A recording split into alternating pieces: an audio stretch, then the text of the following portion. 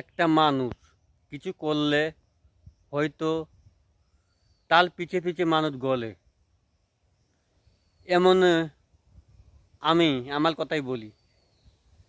আমি আগে হয়তো প্রথম কিছু জানতাম না, এই জন্য আমার পিঠে কেউ ঘুরতে নাই। এখন সব কিছু জানি, বুঝি।